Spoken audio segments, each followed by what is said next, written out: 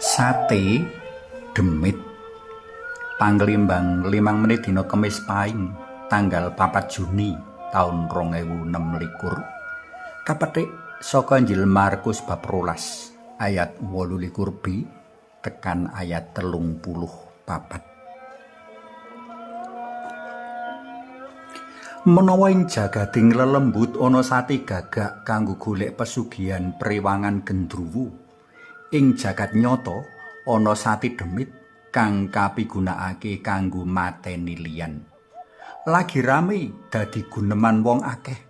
Anane anak mantu kang mateni maratuwane nganggo sate ing Boyolali.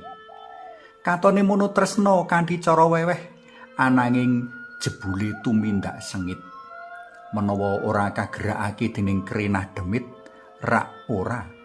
Mongso anak mantu mentolong keracun maratuwane. Prastawa cecala nggambarake menawa pancen ora gampang mujudake urip tresna tintresnan mligine tumrap wong Katolik. Ana-ana wae godha kanggo males ukum, males lara wirang utawa cuek ora peduli liyan. Wegah kembet lan wegah repot uga dadi perkara kang mepalangi kupiyon tresnani liyan. Sewalike, wong kepengin diaji-aji, diurmati sarta diladeni. Kabeh kapunjerake marang aku, dudu marang liyan. Kepara jroning donga, isi dongane kabeh uga munjer marang pamenuhane kabutuhanku tanpa sithik wae ngelingi sarta ndongaake liyan. Rikala wong gelem mulung kanggo weweh, dheweke duwe pangarep lan kupiyo antuk balen kang luwih akeh lan luwih gedhe. Mula akeh wong padha dadi korban manipulasi katresnan palsu iki. Nanging sapa kang bisa ngayahi pakon tresna tintresnan kanthi tulus lan becik, dheweke ora amung cedhak swarga, ananging lumebu jroning swarga. Iki kang kawedharake Gusti Yesus marang sawijining ahli Taurat kang miterang bab pakon utama. Nek ngono, tresnani liyan uga tresnani Gusti kudu kaperjuangake.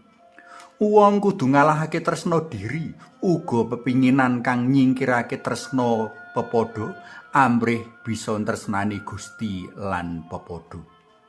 Wong kudu tetep caket Gusti, ajrih asih mring panjenengane sarta sumindhi mring panjenengane supaya bisa merantasi gawe rikala tresna diri lan tresna palsu ngrimuk lan ngiri kudu.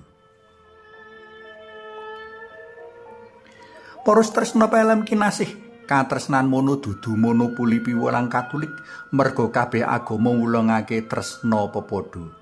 Nanging wong Katolik darbe ayan tresnani kaya kang katuladakake dening Gusti Yesus sesembahan kita. Tresna pepadha jer kanthi liwat pepadha manungsa bisa mratelakake rasa tresna asihe marang Gusti.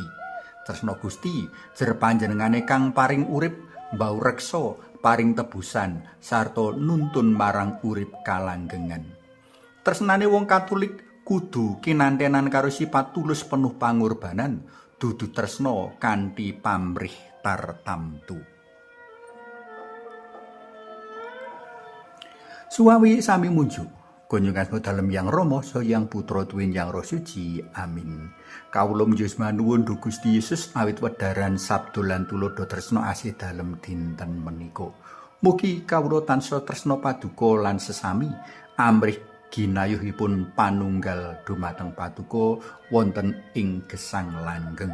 Mugi linurna Yang Rama Yang Putra tuwin Yang Roh Suci kados ing mlebuka sakmenika sarta ing saklami-laminipun. Amin. Kunjungan dalem Yang Rama saha Yang Putra tuwin Yang Roh Suci. Amin.